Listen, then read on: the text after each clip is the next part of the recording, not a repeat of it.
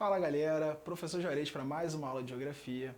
E hoje, a gente vai falar um pouquinho da desigualdade regional, mas não regional em relação ao nosso território, ao Brasil, mas regional em relação ao mundo, As desigualdades que a gente vai encontrar em cada parte do planeta, como a gente vai gerenciar essa desigualdade, Como os espaços acabam sendo construídos ao longo do tempo de uma maneira muito diferente, beleza? A gente acaba gerando um lugar que é central e um lugar que é periferia dentro desse contexto, tá? É o que a gente vê aqui. Olha só, galera, um ponto importantíssimo pra gente conseguir entender essas diferenças existentes vai estar diretamente ligado à indústria, tá? A indústria, ela vai provocar todo um desenvolvimento e um acúmulo de capital em determinadas áreas, beleza? Porque ela é um processo desigual. A industrialização acontece de forma bem desigual entre os espaços, beleza? Alguns países vão receber essa indústria antes e outros países vão receber essa indústria depois. Óbvio que quem recebe a indústria antes vai ter vantagens, beleza? Gerando um mundo que é urbano-industrial, gerando um mundo que funciona de uma outra forma, funciona de uma maneira mais tecnológica, mais técnica, com desenvolvimento mais apurado, beleza? É o que nós temos aqui. Olha aqui, de um lado, nós temos os espaços que nós vamos chamar de desenvolvidos, ou, hoje em dia, a gente chama de centrais, tá? Esses espaços que são desenvolvidos ou centrais, eles sofreram um processo de industrialização num passado, muito antes, por exemplo, da gente aqui no território brasileiro. E por terem sofrido esse processo no passado, tá? A gente vai ter uma industrialização que é feita de um modo muito mais lento e de um modo muito mais organizado, tá? Essa lentidão ao fazer a industrialização, essa organização ao fazer a industrialização ao longo de vários e vários séculos, leva aqueles lugares a um grau de desenvolvimento, a um grau de comportamento social diferente, por exemplo, do que a gente encontra nos espaços chamados de periféricos, tá? A gente pode usar como exemplo a Europa. A Europa é o espaço do mundo em que começou com a Revolução Industrial. A gente vai ter a Revolução acontecendo na Inglaterra, lá no século XVIII. E por isso, a Europa traz uma carga de capital, traz uma carga de desenvolvimento muito maior do que a gente presencia por aqui, tá? Por quê? Por que eu tô falando de por aqui, pelo Brasil? Porque a gente está nesse ponto aqui. Olha só, nós somos espaços subdesenvolvidos, nós somos espaços, hoje em dia, chamados de emergentes, mas também, de periféricos, tá? Então, quando a gente tem essa zona, essa área subdesenvolvida, quando a gente tem essa área periférica, galera, a gente está falando que não existe indústria nesses espaços? Claro que não. É claro que a indústria existe dentro desses espaços, é claro que a indústria muitas vezes vai ser muito forte dentro dessas áreas, tá? Mas é uma industrialização que a gente vai chamar de tardia. Tardia porque ela acontece depois. Tardia porque ela acontece mais tarde. E o que uma industrialização tardia traz de característica? Muito simples. Ela é tardia, então ela já pega todo o processo construído. Não é um processo em construção como foi na Europa. Se ela pega todo o processo construído, o funcionamento da indústria já chega pronto aqui.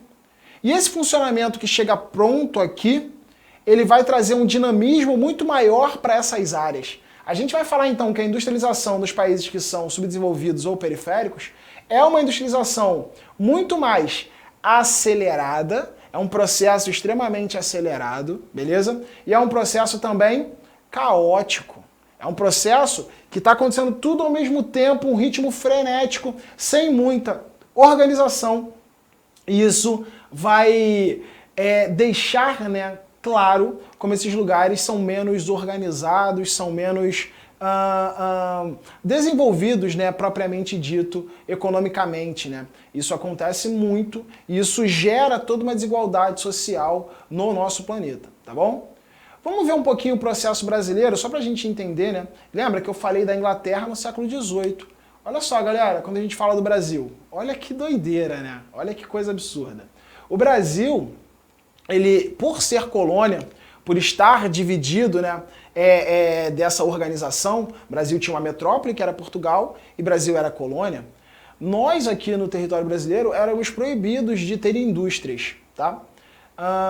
E por que nós éramos proibidos de ter indústrias? Porque todo o material industrializado, todo o material manufaturado, no qual a colônia tinha acesso, ele vinha da área central, beleza? E a gente dava determinados produtos, a gente dava determinadas coisas que eram ligadas à exploração mineral, principalmente e agricultura, beleza? Coisas mais básicas. Então, a gente só foi ter de fato industrialização no território brasileiro de modo mais pesado a partir de 1930. Antes disso, a gente teve surtos industriais. O que são surtos? A indústria tem um investimento, cresce um pouco e volta a diminuir. Tem investimento, cresce um pouco e volta a diminuir. E isso só foi acontecer quando a família portuguesa chegou ao Brasil, tá? E depois quando a gente teve a Primeira Guerra Mundial. Mas nada tão volumoso, nada tão exuberante quanto se tornou no tempo futuro, tá? Então, ó, a partir de 1930, a gente vai ter uma industrialização de fato acontecendo no território brasileiro. Aí tu vai passar, caraca, 1930, então tem pouquíssimo tempo que o Brasil se industrializou. E é verdade, tem pouquíssimo tempo que o Brasil se industrializou. Então quando a gente fala aqui de tardio, quando a gente fala de subdesenvolvido, quando a gente fala de país periférico, tem a ver com essa relação. É uma relação que acontece muito agora. Ela não aconteceu num passado tão distante, tá? Então, o que a gente faz, né? Por que a gente gerou a indústria dessa maneira a partir de 1930? Por conta de um ponto muito particular, beleza? O Brasil até aquele momento, e até hoje na verdade, se configura como um país agrário exportador, beleza? A gente vai exportar muitos produtos agrícolas. E nós éramos, e nós somos, agrários exportadores, e nós funcionávamos, galera, num esquema de arquipélago econômico. O que é isso, né? O esquema de arquipélago econômico coloca a gente com várias áreas separadas no território brasileiro, com vários produtos diferentes, que direcionavam a sua produção não para o mercado interno, mas para a exportação. Você tem, por exemplo, no norte as drogas do sertão, você tem no nordeste a cana, você tem no sudeste, né, o ouro e depois o café. Então toda essa organização ela vai gerar pra gente uma economia no Brasil que não funciona de modo unitário, tá? Então alguns lugares eram mais desenvolvidos, outros menos desenvolvidos, e a indústria cresce, obviamente, nas áreas que eram mais desenvolvidas. Então a partir de 1930, a gente vai ter uma crise mundial, tá? Chamada de crise de 29, e a crise de 29 vai obrigar o território brasileiro a produzir várias coisas industrializadas. Então a gente é obrigado por conta de uma crise mundial. Por quê? Nessa crise, os países estrangeiros, europeus, da América do Norte, pararam de comprar os nossos produtos. E pararam de comprar o nosso produto principal naquele momento, que era o café. Quando eles pararam de comprar o café, quando eles pararam de comprar nosso produto principal, a gente não tinha mais a mesma quantidade de capital para importar essas mercadorias industrializadas, manufaturadas, beleza? Então a gente começou a fazer, a partir de 1930, um processo chamado de substituição de importações. O que é isso? Deixar de importar determinados produtos, porque a gente não tem mais grana para isso suficiente, e passar a investir no desenvolvimento industrial dentro do território brasileiro. E qual lugar do Brasil vai ter esse desenvolvimento industrial? Qual lugar do Brasil vai ser esse ponto de desenvolvimento? A gente vai falar do Sudeste, tá? Então o eixo Rio de Janeiro e São Paulo são os escolhidos, o eixo, né, escolhido para o desenvolvimento da indústria, tá bom? Posteriormente, a gente tem mais capital entrando, a gente tem mais desenvolvimento acontecendo e a gente tem um crescimento ainda maior das nossas bases industriais, gerando uma diversificação, tá beleza? Com esse carinha aqui, ó, chamado de Juscelino Kubitschek, tá? O JK, para os íntimos, ele vai fazer um processo de abertura da economia brasileira, atraindo empresas estrangeiras para atuarem aqui dentro do nosso território.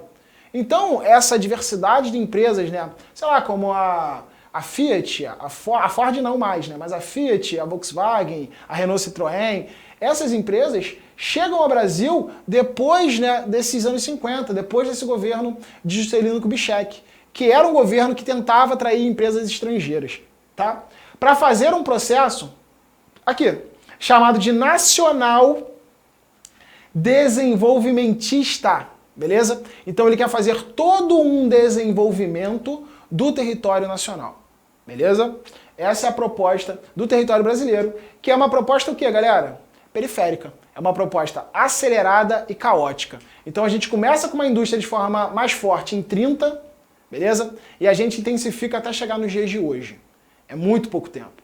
A Inglaterra, que é um país central, começou a sua indústria em 1790, 1780 e pouco, e vai até os dias de hoje. Então a gente vê a diferença de uma para outra, beleza? O que isso vai gerar para o mundo, galera? Muitas e muitas consequências. Principalmente quando nós falamos sobre a divisão internacional do trabalho. Olha aí, divisão internacional do trabalho para os íntimos, DIT. O que é essa divisão internacional do trabalho? O que é essa DIT? É a responsabilidade de cada lugar no mundo em gerar algum tipo de produto, em gerar algum tipo de serviço. E esses serviços, obviamente, têm remunerações diferentes, têm importâncias diferentes. Quando a gente fala da parte mais ao norte do planeta, a gente vai falar de uma parte da tecnologia, da ciência. Quando a gente fala de parte mais ao sul do planeta, a gente vai falar de quê? Da exploração mineral, da agricultura. Olha como as coisas são descoladas e diferentes. O que tem uma importância maior? Você vai falar agricultura, só que na verdade não. A tecnologia, ela vai ter um preço muito maior de mercado, ela vai trazer muito mais vantagens econômicas para um país. Então aqueles primeiros países a se desenvolver estão atuando aqui, nessa divisão do trabalho, da tecnologia. E os países que demoraram mais estão aqui, atuando no fornecimento das matérias-primas, o que traz para eles uma dificuldade muito grande de evolução econômica, tá bom? Visto aqui isso, olha só, quando a gente olha lá, a produção industrial por grupos de países, e a gente vê que a produção industrial está concentrada onde? No país desenvolvido. Quando a gente fala do país subdesenvolvido ou em desenvolvimento, a gente vai ter uma porcentagem muito menor dentro dessa indústria, né, mundial. E aí a DIT ajuda a responder isso pra gente. Ela vê a indústria, por mais que ela tenha se dispersado pelo mundo, o dinheiro, a grana da indústria está concentrado nos países mais ricos, mais importantes, tá? Galera, isso gera consequências para milhares de outras coisas. A gente vai destacar aqui a questão da produção de alimentos e a segurança alimentar, tá? O que é segurança alimentar? É a quantidade, né, de calorias que uma pessoa deve consumir por dia para ela ficar nutrida, para ela ter sustância, para ela ter força, ter vida, beleza?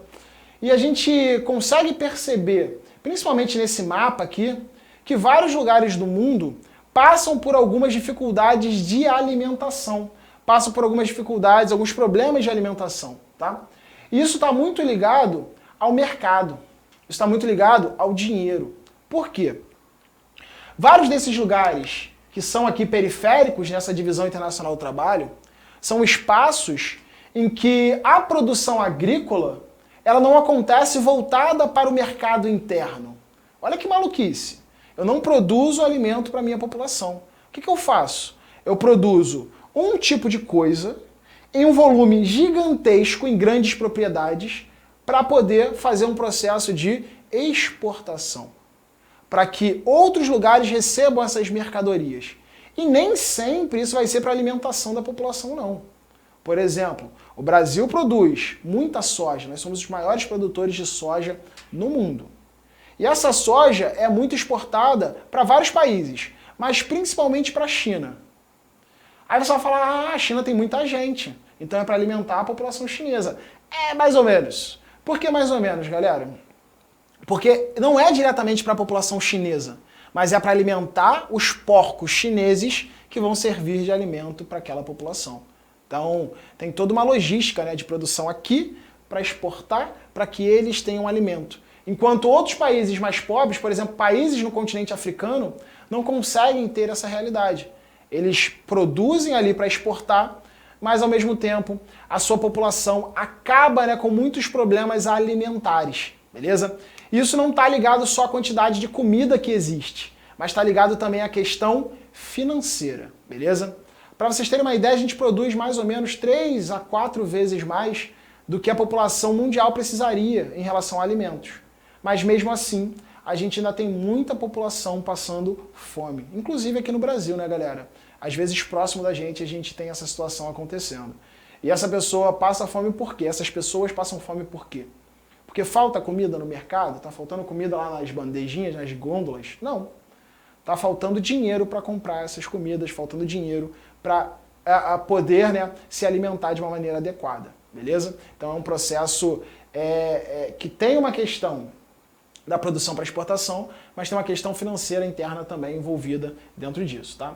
Para a gente finalizar, só para observar, né, como a fome no mundo vem evoluindo. E pelo menos, né, é uma questão de menos pessoas passando fome comparado a um tempo passado. Tá? Hoje, nos países que são mais pobres, a gente tem uma diminuição das pessoas que passam fome, das pessoas que estão em situação de fome. Tá? Ainda é um número muito grande? A gente tem quase 800 milhões de pessoas passando fome no mundo. É um número muito grande. Tá? Isso representa um volume gigantesco em tudo que é lugar, né, em todos os continentes. E quando a gente fala dos países desenvolvidos, essa fome está absolutamente controlada em pouquíssimas pessoas. Então, a indústria lá no começo, ela está envolvida nesse processo aqui. A desigualdade, ela existe por vários fatores, tá bom? Gente, a gente conversa mais, né, nos nossos encontros. Espero que vocês tenham entendido, compreendido tudo bem. Na próxima aula a gente se vê. Beijão, tchau, tchau e até a próxima.